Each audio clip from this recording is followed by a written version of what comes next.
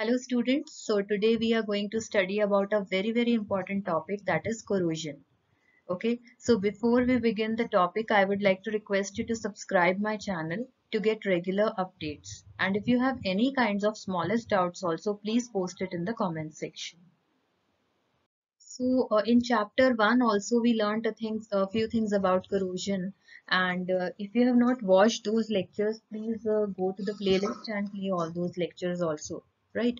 So we observe that silver articles become black after some time when exposed to air. ठीक है, ऐसे क्यों होता है? Silver reacts with sulphur, sulphur होता है कुछ एयर में प्रेजेंट, उसके साथ रिएक्ट करके सिल्वर सल्फाइड बना देता है, तो उसकी जो कोटिंग होती है वो ब्लैक इन कलर होती है।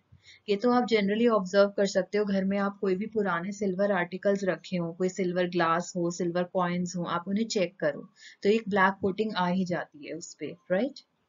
Second is copper. It reacts with moist carbon dioxide in the air and slowly loses its shiny brown surface and gains a green coat.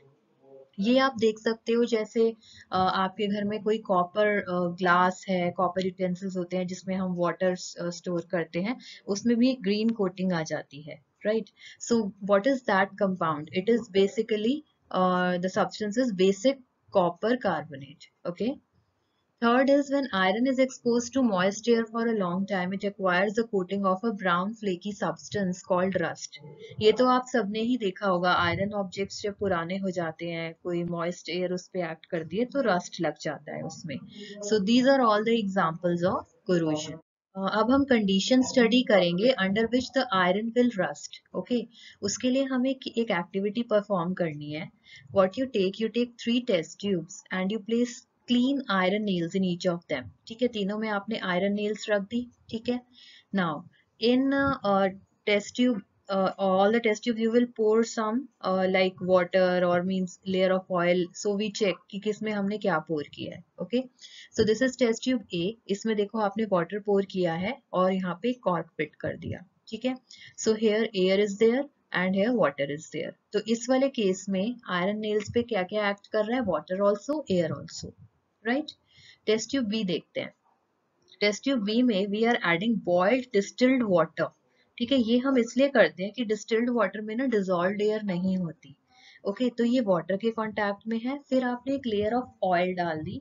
ये जो लेयर ऑफ ऑयल है, it will prevent air from dissolving in the water, तो ये air इसके contact में नहीं आ पाएगी. ठीक है, and again you fit a cork, right? Third में आपने क्या किया है? वाटर ऐड नहीं किया, ये कॉर्क फिट किया है, तो इसके अंदर ड्राई एयर है बिकॉज आपने एनहाइड्रस कैल्शियम क्लोराइड ऐड किया है, ये एक ड्राइंग एजेंट होता है, तो यहाँ पे कोई मॉइस्चर होगा ना टेस्ट ट्यूब में, ये उसे एब्जॉर्ब कर लेगा. ठीक है, तो आप देखो इसमें वाटर प्लस एयर है, इसमें खाली वाटर है, इसमें खाली एयर है. तो अब हमें we have to leave this for few days, उसके बाद आपको ऑब्जर्व करना है. तो what you observe, the iron nails they will rust in test tube A. ठीक है, और बी और सी में इन्हें कुछ नहीं होगा. तो ये जो एक्सपेरिमेंट है ये प्रूव करता है कि वाटर और air both are necessary for rusting, क्योंकि इस केस में खाली वाटर था, उससे नहीं हो पाया रस्ट, इसमें खाली एयर थी, उससे भी नहीं हो पाया रस्ट. तो रस्टिंग के लिए हमें दोनों ही कंडीशंस सेटिस्फाई करनी होती हैं, presence of water and presence of air. That's why we say moist air. Moist air क्या होती है? जिस एयर में ह्यूमिडिटी बहुत हाई होती है, right? Thank you so much for watching the lecture and stay tuned for more videos.